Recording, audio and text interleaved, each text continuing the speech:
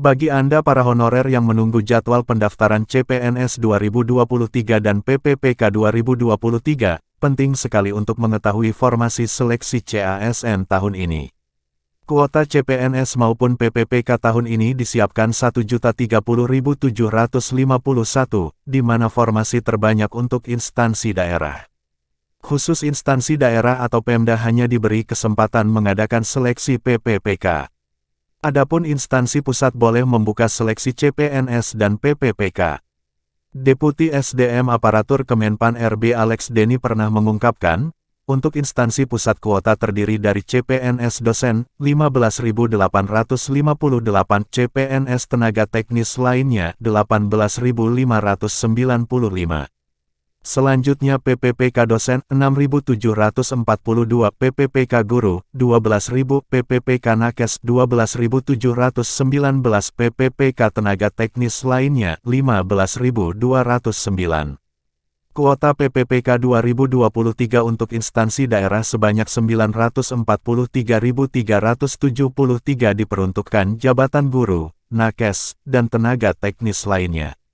Perinciannya, kuota PPPK guru, 580.202, PPPK nakes, 327.542, PPPK tenaga teknis lainnya, 35.629. Dengan demikian, jika ditotal, khusus formasi PPPK 2023 untuk instansi pusat dan Pemda mencapai 990.142. Jumlah tersebut tidak mencapai 50% dari jumlah tenaga honorer atau non-ASN yang totalnya 2,3 juta orang. Dengan asumsi 990.142 kuota PPPK 2023 itu seluruhnya menjadi jatah tenaga honorer, maka masih ada sisa sekitar 1,3 juta honorer yang belum terakomodasi pada seleksi ASN PPPK 2023. Lantas, bagaimana nasib mereka? Apakah 1,3 juta honorer tersebut yang akan dialihkan menjadi PPPK part-time atau PPPK paruh waktu? Pertanyaan terkait, siapa saja honorer dari jumlah 2,3 juta itu yang masuk prioritas untuk mengantongi tiket ikut seleksi PPPK 2023? Siapa yang masuk daftar calon PPPK part-time? Apa kriterianya? Atau, sisa 1,3 juta honorer itu otomatis diangkat menjadi PPPK part-time?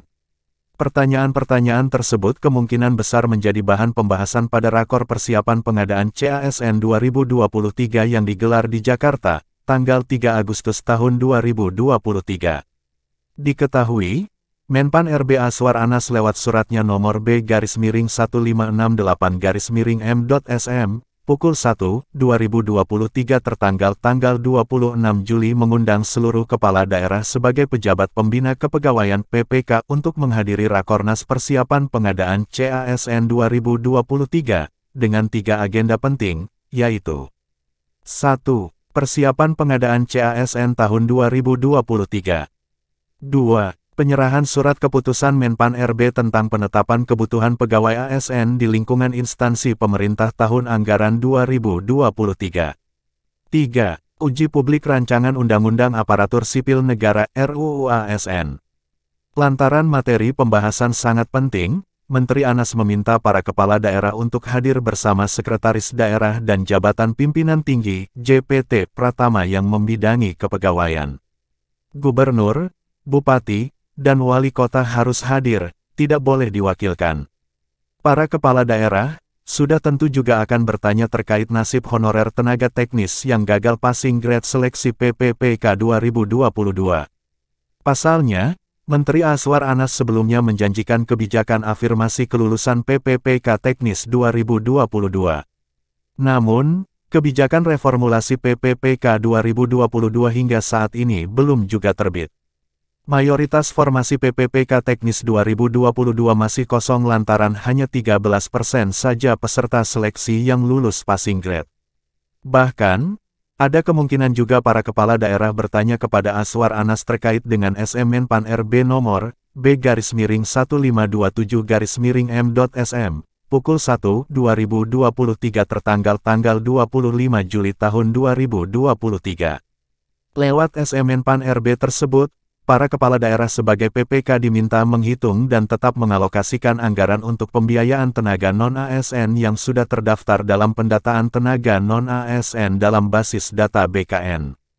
Mungkin para PPPK akan bertanya, yang dimaksud dengan tetap mengalokasikan anggaran, itu, apakah anggaran gaji honorer hingga November tahun 2023, atau hingga akhir tahun anggaran 2023?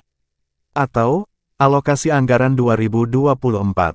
Dari banyak kemungkinan pertanyaan yang akan diajukan para PPK, masalah wacana pengalihan tenaga honorer menjadi PPPK part-time bakal menjadi salah satu topik bahasan paling seru.